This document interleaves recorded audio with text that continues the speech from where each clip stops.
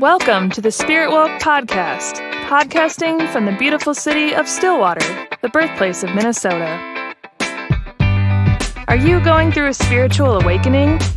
Do you wish to learn more about continued spiritual growth and want to meet others who are on a similar journey?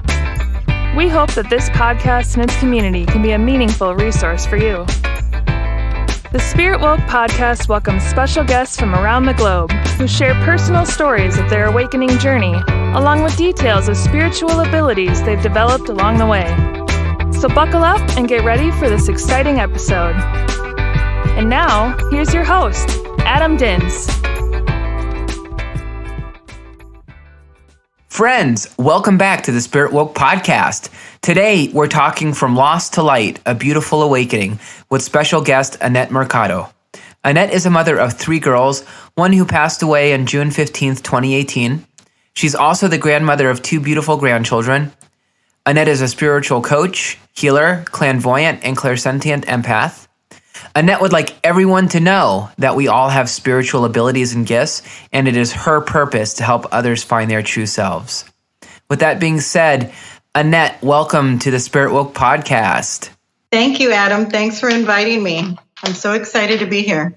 Well, it's a pleasure to have you, and I love it when we have guests come on the show who found us by listening to the show, or we found as a listener of the show. And so it was really great to meet you, Annette, and just for you to reach out to me and to talk to you a little bit about your story. And it's quite an incredible story that you have. Yes, it is. Thank you. And thank you for the opportunity for letting me share this. I do want everyone to know about spiritual awakenings and help them get through that. So thank you. It is all my pleasure and our pleasure here at the SpiritWoke Podcast. And I know I am excited to ask you to share with our audience your spiritual awakening story. So would you mind just telling us all about it? It started before the passing of my daughter. I had a friend of mine. Well, let me just go back a little bit. I've never studied the Bible. I was not brought up in a religious home or anything. I knew nothing about religions. So this friend of mine, he was telling me about, what he studies and the scriptures and stuff. So, I was looking into it, but I noticed every time that I would, look something up or study with him on the phone, I would start seeing shadows. And at first, I thought it was just something at the corner of my eye. Wouldn't pay much attention to it. But it started happening every time I would study. And I told him, and he's all like, I know. And I'm all like, what do you mean you know? And he goes, I just know. So I stopped. That scared me. It freaked me out. I stopped. So after that, my girls had a habit of going into my room, laying on my bed, and we would have discussions. And one of the discussions that popped up a month before Monica had passed, Monica was my 15-year-old daughter. And she started talking about dying and passing away and what she wanted at her funeral. And so my other girls were in the conversation also. And it was a conversation that I really was so uncomfortable having, because the thought of that in itself, of losing one of my girls, was just unimaginable. So I changed the subject. But it's kind of like she sensed it. And now that I look back, she would tell me that things were happening to her. She could hear things, see things, knew when things were going to happen. But back then, I didn't believe in that. I did not believe in those gifts. I thought it was all made up. So on June 9th, she passed away. Well, the incident happened, and it was an extreme trauma for us. Me doing CPR on her, trying to revive her. They flew her from where I am to a children's hospital. But when I got to the children's hospital, I had that feeling that she had already passed, but they kept her on life support until June 15th, when I had to make that choice to disconnect her from life support. She was brain dead. There was no activity whatsoever, and I knew she wasn't in her body. How I knew, I don't know. A mother, I guess, just has that feeling. So after that, it was hard to believe that she wasn't around. But at the same time, I would get signs from her. First, I had the balloon follow me throughout the house, and I did record that.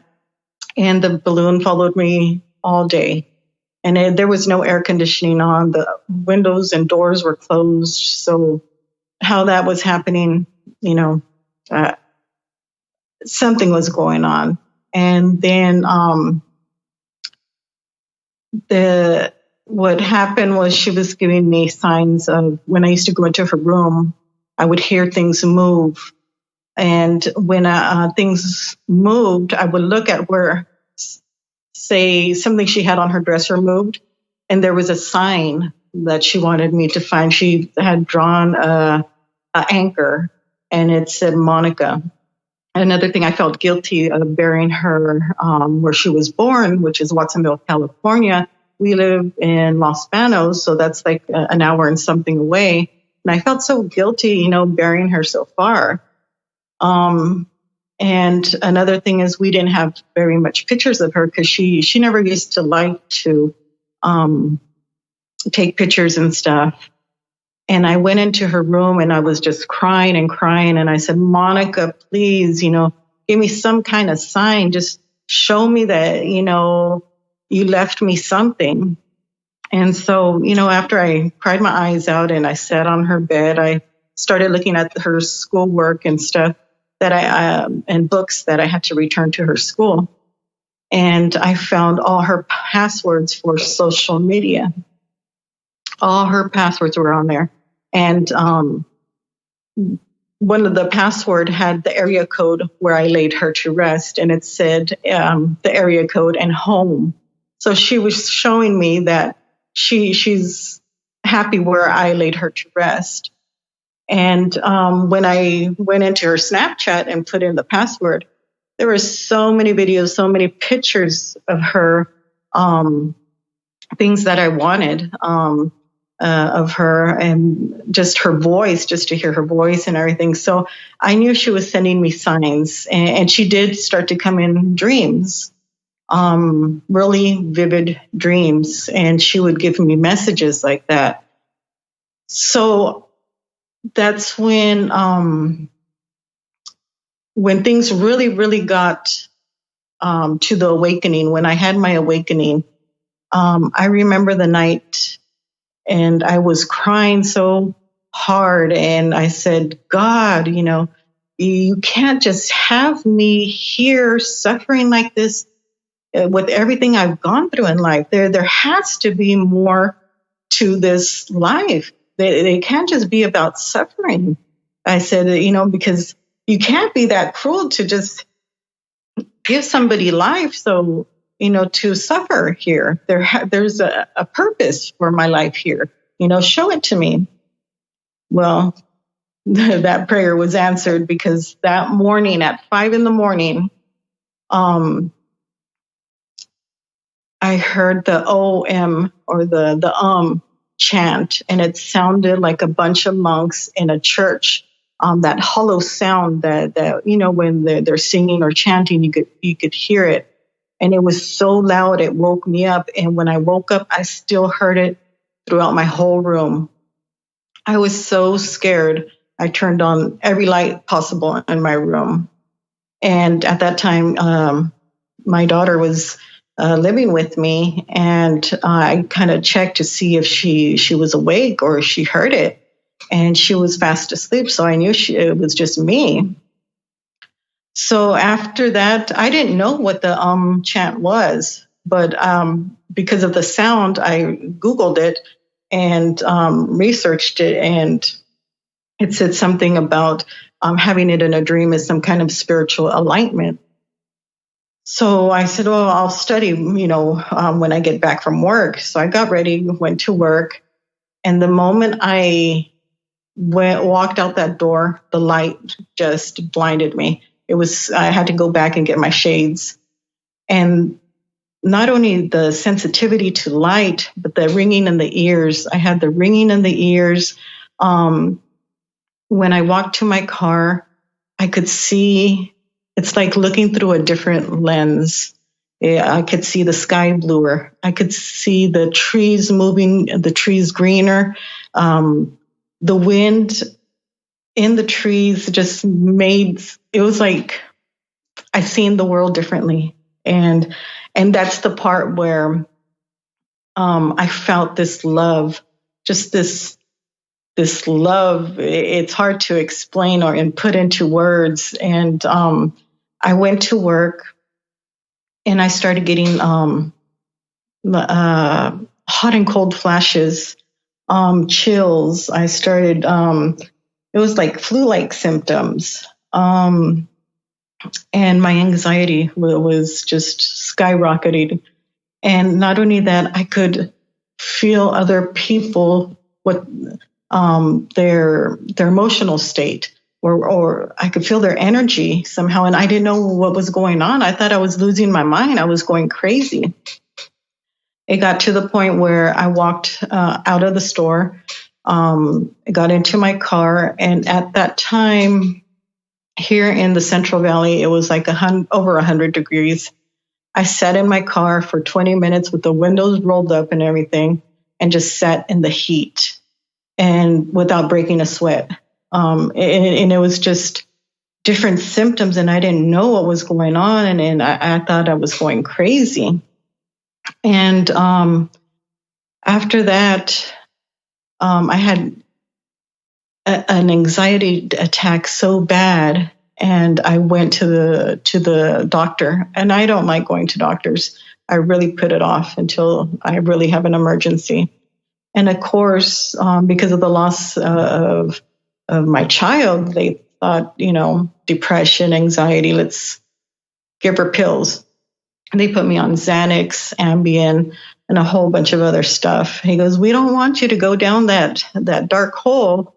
He goes, because if you go down that dark hole, it's going to be hard to pull you back. And now that I think back and I look back on that, going down that dark hole, which now I know they say, the rabbit hole, that was the best thing that ever happened. That's the best thing that ever happened to me, because it changed my life, my whole outlook on everything. I started getting the gifts, premonitions, the vivid dreams, the astral projection. It gave me a taste of all the gifts out there, and it was just amazing to me. And I started studying more, and it took me into history. Egypt, Alexandria, Egypt, it was pointing to there. And so I would study there.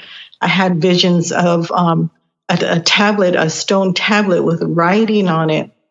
And I was trying to read it in English, but it was some different kind of writing. And then I found it on Google and doing research, and it was the Emerald Tablet, and that took me into the 7 Hermetic Principles and the Kabbalah, and studying more into that. So it just led me, and then everything that happened to me, I was led to. It happened naturally. Becoming vegan, I started getting sick eating meat. The smell of meat started just disgusting me. And it didn't cross my mind, because of animal cruelty and all that. This just happened naturally. Now I think of that. But becoming vegan, to me, it was something that happened naturally. And it's a scary process. It is, especially because you think you're losing your mind and you think you need psychiatric help, and that's not the case. And I'm not saying people out there with anxiety or depression shouldn't go to a medical doctor, but if they really need to, go ahead, do what's best for you. But I know there's a lot of people like myself going through the awakening, and they're being they're institutionalized, they're heavily medicated. And that's why I really want to help people, because it is a scary process. Yeah, that's an incredible story and experience that you've had. Annette, refresh my memory. What was the area code you said of the location where your daughter was buried? 831. 831. Okay, thank you. So let me ask you this question. And I know you just alluded to it briefly here, but when one of the things that you had shared with me when we first spoke, and I'm quoting you here, you said an awakening isn't all unicorns and rainbows. You go through this deep darkness before you can reach the light. What is that deep darkness? And for someone who's going through a spiritual awakening, how do they know that they are going through that, meaning that they are on a specific path that's leading them to the light?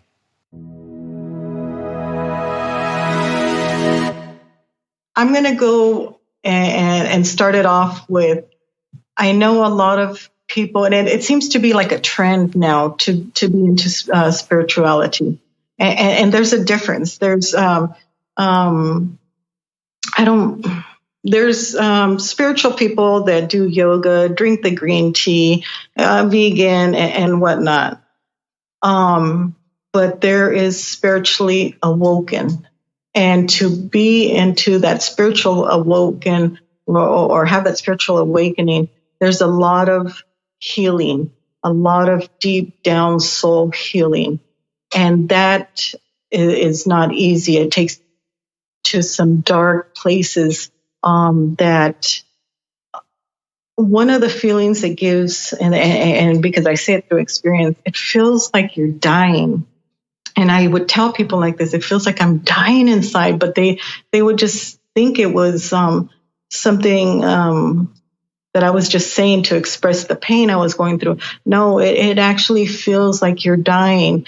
But I know it's they say it's the ego dying, and it's taking you to heal those wounds that you sometimes don't even think that they exist, but they exist in you. And you can't go forward to, I say, the next level in a spiritual awakening until you get rid of that excess baggage and heal the wounds that you need to heal. And that takes you into, like I said, a very, very dark place.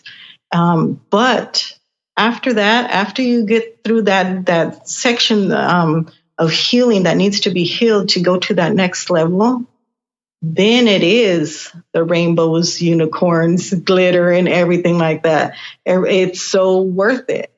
And that's the difference. That's the difference, because some people that go through anxiety and depression, it's because there's wounds deep down in your soul. Your soul is crying out for help, crying out for you to heal yourself within, and to get to know your real, true, authentic self.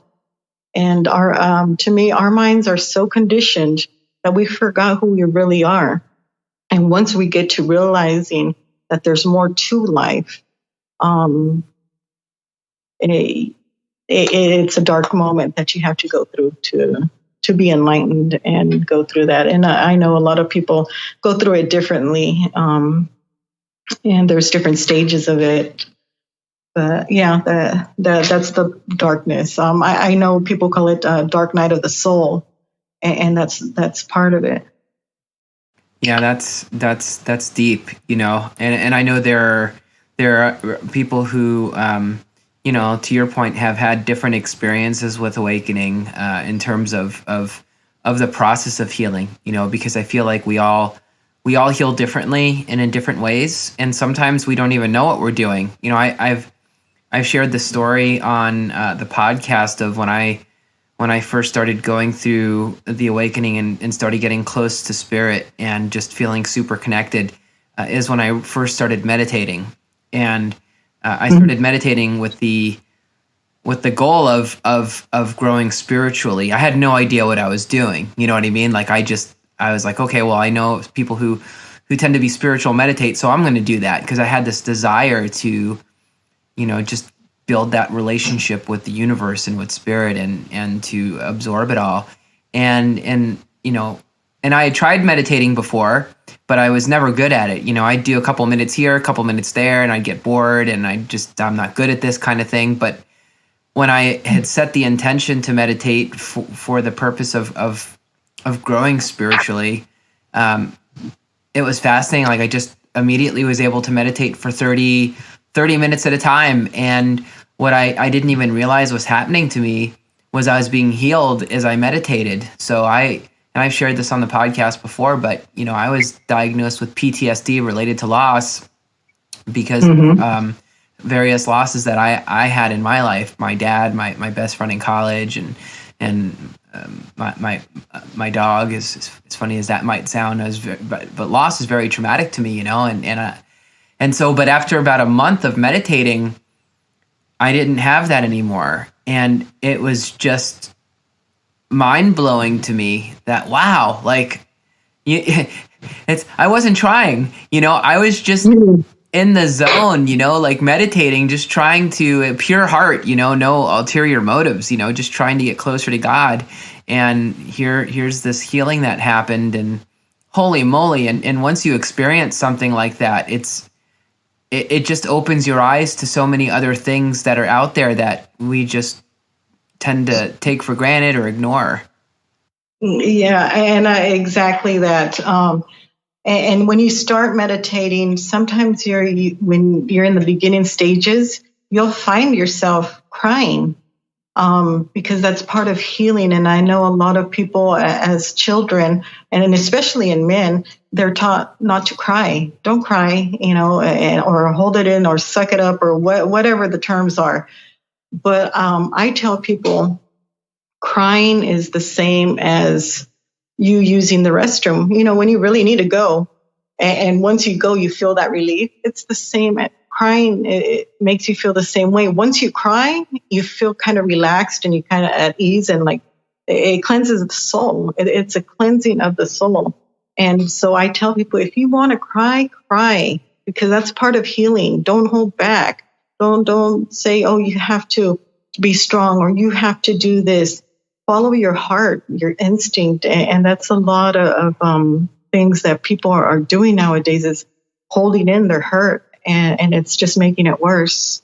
It absolutely is. And letting go and surrendering. And, you know, like we hold on to things that we don't necessarily need to hold on to. You know, in my case, I was angry at my mother for so many years, and I won't go into all the details of why, but I'll never forget.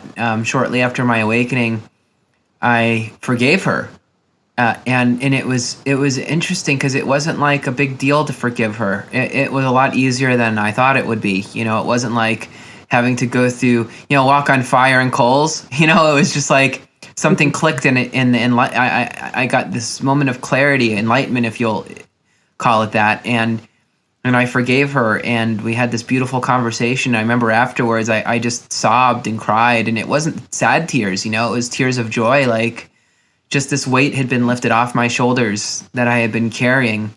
And, you know, it's really beautiful to go through an experience with the universe where, you know, the universe just starts, it's like an onion, right? With all these different layers, and the universe just allows you to start peeling these layers off at your speed, right? And the more that you peel off, the closer that you get to being who you were when you came here to this life, is that pure, innocent, beautiful soul.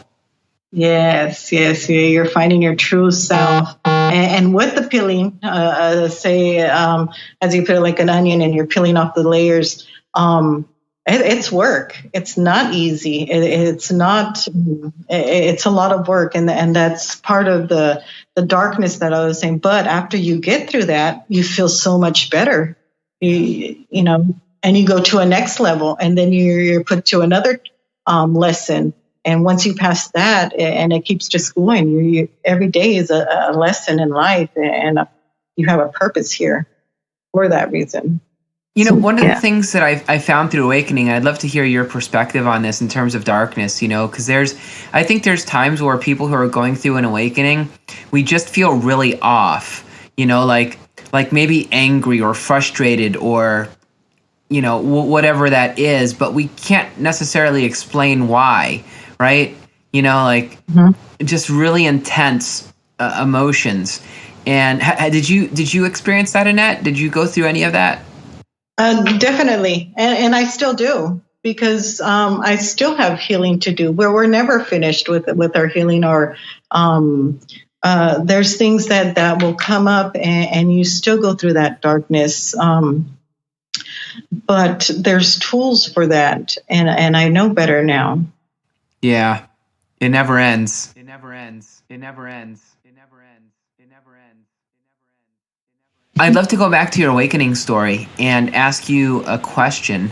I know you mentioned that when you first started reading the Bible, that you saw these shadows. Did you ever figure out what those shadows were, or did you just kind of drop it and never go back to it? Oh, yeah, I figured out what it was. And those shadows, they're darkness. They're part of the dark. It's like a dark matter, and they cause fear. And they knew I was going somewhere with reading the scriptures and expanding my knowledge, where they put fear in me where I stopped.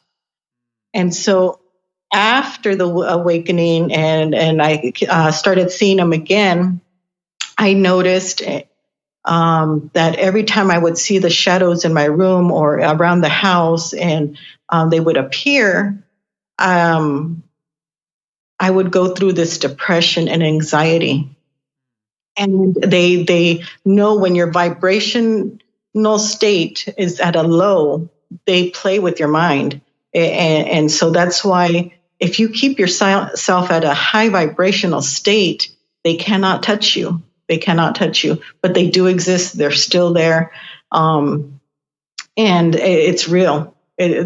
Ask me all this and tell me about this a year ago, I would never have believed you. I would say you're making it all up. But the shadows do mean something. I know why they're around. And that's why I tell everybody, not only do you heal yourself and make yourself and your light so bright within, but you also have to clear the exterior. And I do that with crystals and candles and sage and blessing sprays and stuff like that, because not only do you need to protect yourself within, but also without. Did you have an experience after your awakening where you were able to see, because I assume you're referring to entities or whatnot attaching themselves to you? Is that what you're referring to? Yes. Were you able to see entities that were attached to you? Yes. I don't say really attached to me, but they were around. I do see them, and I do see light. I do see the light, the little flashes of light here and there, and it's a balance, and it's kind of like a battle, because I know I was laying down and I feel energy now, and I sense presence in the room, and I see it, and there was two lights, and it was like I call them malahim, which is angels in Hebrew. And there was one that was, when I was laying down in bed, and she was, I say she, they have no gender to me, but one was over me, kind of like protecting me and comforting me. And the other light was going back and forth, almost like like a soldier status, back and forth, like protecting me, shielding me. And I seen that. So I know they exist. They're there to help. They're and assist. And but there's a balance in everything. Where there's good, there's evil. And that's where a lot of the 7 Hermetic principles come in too. You know, if you study that, you know how things work here on this earth. Yeah, definitely interesting. And maybe another time we'll have a podcast about the 7 Hermetic principles, and we'll dive deep into that, because we'd love to get your perspective on those for sure. So let me ask you this question. I know you've talked about some of the experiences you've had since the awakening. Are there any like really, I guess, call them like outlier mystical experiences that you've had that stick out to you, things that you remember or hold close? Something I would like to share that happened recently is I kind of have to go back a little bit. I had a vivid dream, and I seen people. They weren't in heaven, but they weren't here on earth. They were like in a middle realm, and I seen them, and it's almost like they're waiting. And I could see their silhouettes, and they're passing by back and forth, like they're waiting for something. I don't know what they're waiting for, but I could see them, and sometimes I'll get a lot of energy, especially during the new moon and full moon, and that's something that I'm working to control also, because I get so much energy and so many messages where people's faces start popping up through dreams and stuff, and I don't know who they are. But until recently, I had a vivid dream, and it was 2 girls and a boy, and I know they had passed away, but they don't speak to me. I know what's going on through frequency. It's not words that I hear. It's like speaking almost like it's speaking a different language almost, but I understand it. And I know they passed away, and they looked like they didn't know if I could see them or not, but I could see them. And I said, "Hi, my name's Annette." And then my daughter Monica was there, and I said, "Are you playing with Monica?" Because Monica was showing me that she was like interacting with them, and I wanted to know who they were. So, I looked up, 3 children that passed away, and just Googling stuff. And sure enough, I've seen their picture in the newspaper, and they had passed away in a fire, and all 3 siblings had passed away. So that was one thing. And a couple of weeks ago, I had another dream, and it was this girl, and she was showing me she was in a high school with other students. So she's telling me she's a teenager. And she showed me she had like an acne problem. And her mom was fixing her hair. And she said her name. She's all like, Jolisa. And so I know Jolisa was a teenager, and she passed away with her mom because her mom was there. And Jolisa just looked at me, and she put her finger to her lips, telling me like, shh, don't say anything. And then I woke up. So of course now I have a name. And so I look it up, and sure enough, her and her mom passed away in a car accident in 2018. So those are some of the things that I get. I do get information. Like I told a friend of mine, I said, "You have a son." I said, "Or your girlfriend's pregnant, or you're gonna have a son." I said, "I don't know if she's pregnant or you have a child already." But he didn't really want to tell me, so he denied it. A couple of months later, boom, it just hit me. Information just like hits me all of a sudden. And I text him, I'm like, "No, you have a son. You have a son." And he's all like, yeah, I do, and this and that. So he finally admitted it. But I know things, they just come to me. I also I was telling a friend and family members, I said, be careful. I said, because in one of my visions, I felt an earthquake. I said, there's going to be an earthquake. And I told them, it's not going to be here where we live. It's going to be somewhere further away, but we're going to feel it here. And I said, it's going to start out in the Bay Area. And sure enough, within a week, there was a small earthquake in Alameda County, which is Bay Area. And my friend texted me. She goes, "Oh my gosh, Annette, that is so cool." And I said, "Yeah." I said, "But that was kind of small." I said, "I know the one where we're going to start feeling stronger ones." And all of a sudden, all these earthquakes started happening in the LA County area. And so I get a lot of everything, a lot of information, and it just comes to me. Wow, that is really cool. That is really cool. It's amazing how how many gifts or abilities that are out there, or that people can have, or people do have, and just aren't aware of them or haven't developed them. And there's just so many, and everyone sort of gets them in different ways and uses them in different ways. And so, yeah, really, really fascinating. Let me ask you this question. What has your awakening taught you about what what our purpose here on Earth is? Have you learned anything about that through your own experience? Yeah. I know everybody is here. We all have a purpose. And the main purpose is we're here to experience life. We're here to go through these experiences, and even the struggles, even the hard times. Those are blessings. Those are experiences considered blessings. You can't judge them and say they're bad.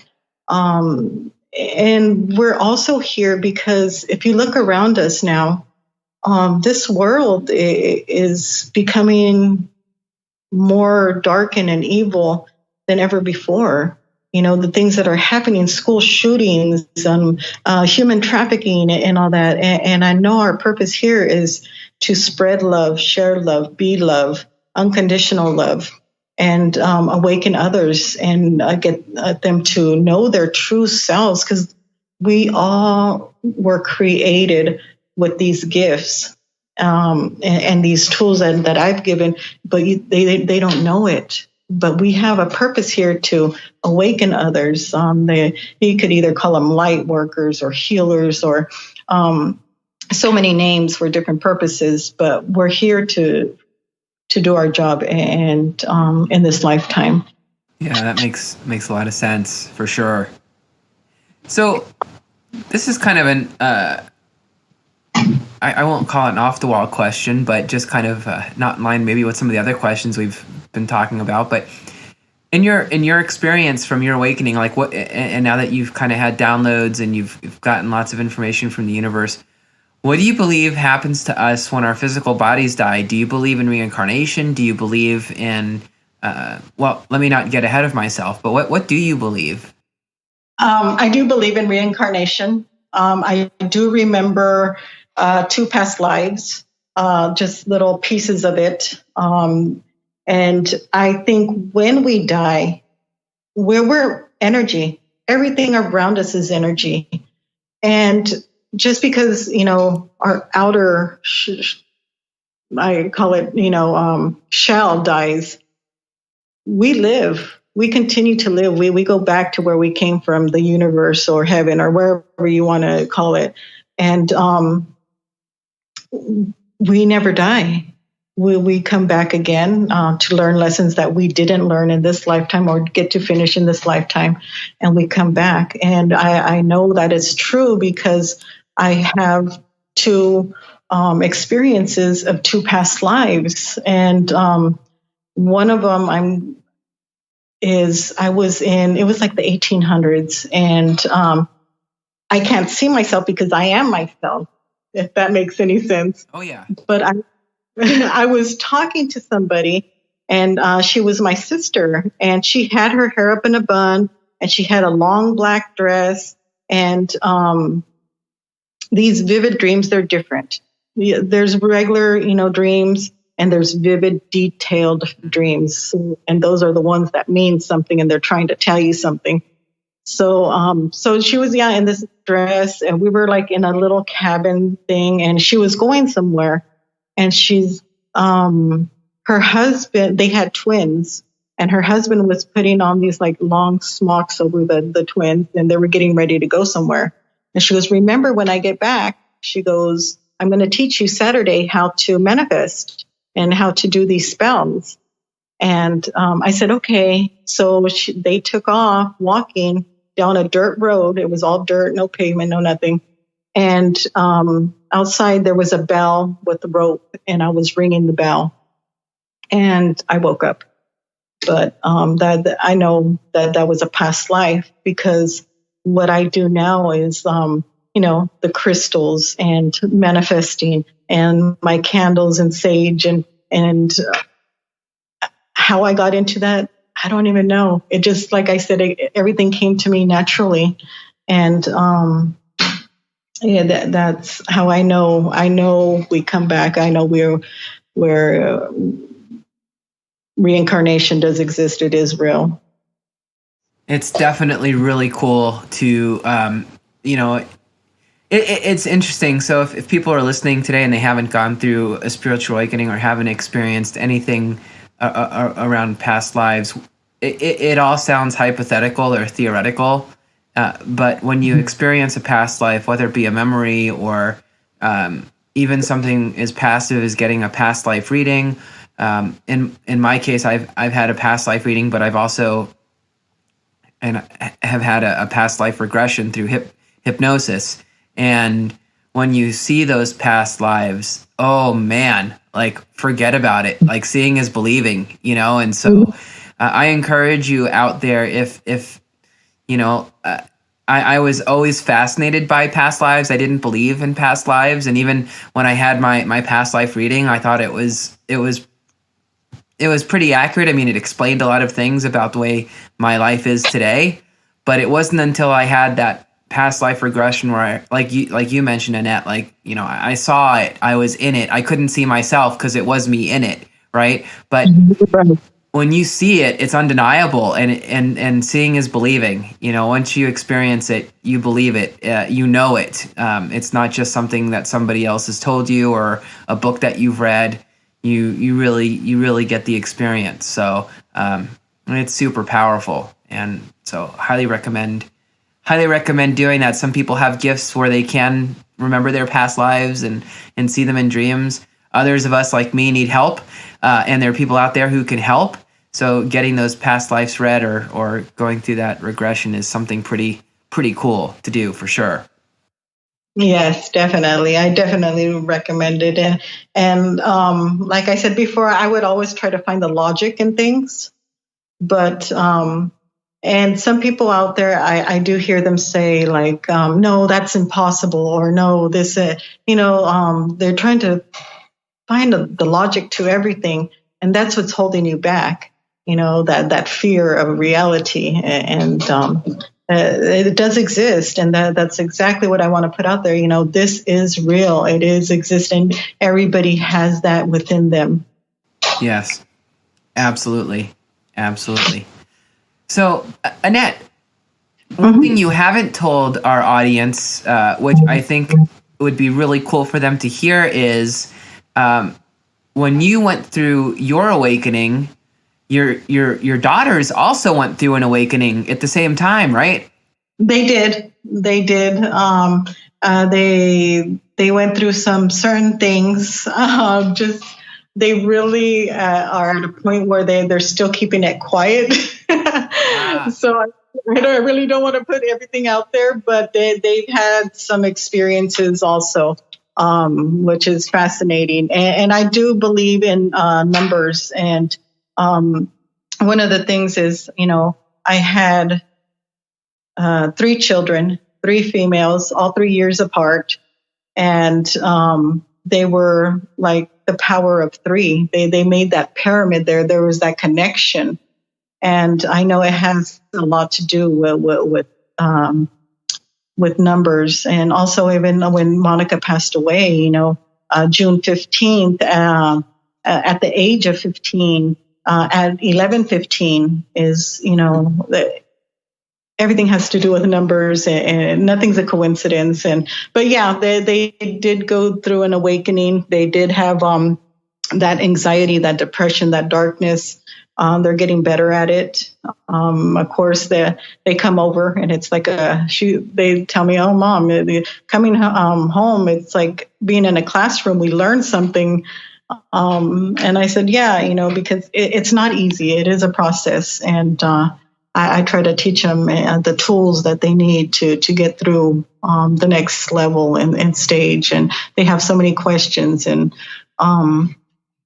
but yeah, they are going through it. They do have their gifts also. Yeah, that's so cool. That is a really cool story. So, Annette, would you? Well, let me ask you this question: is there, before we go, because I know you've spent a good amount of time with us, and I want to be cognizant of that and considerate of that, and I thank you so much for everything you've shared with us and your personal story. And I know it's not easy always to come out in the public and share your experiences, especially as it relates to spirituality, because it's a vulnerable place to be.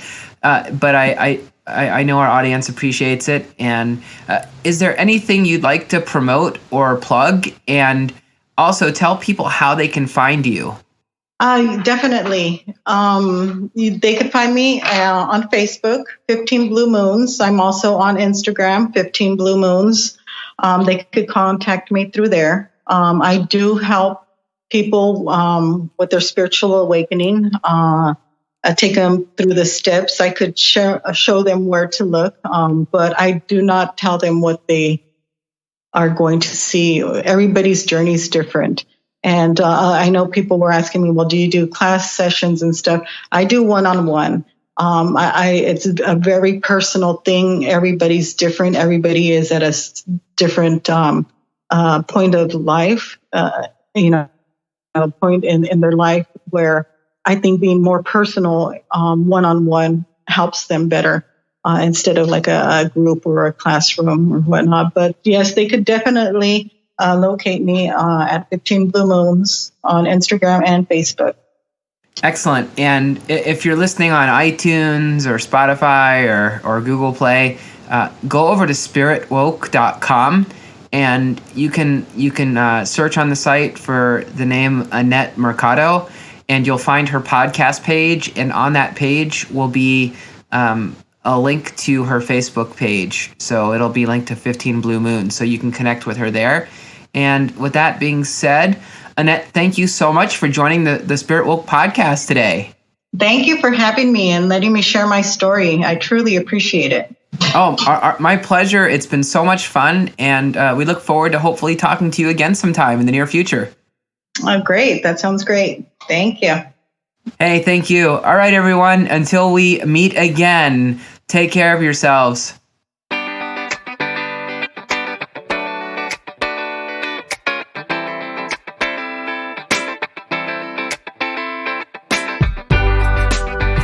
Thanks for listening to the SpiritWoke Podcast. If you've enjoyed this episode, please subscribe and leave us a review on iTunes, Spotify, or wherever you get your podcasts. Be sure to check out our website, SpiritWoke.com, and connect with the SpiritWoke community on Facebook, Twitter, and Instagram. Just search SpiritWoke. Join us next time for another edition of the SpiritWoke Podcast. Namaste.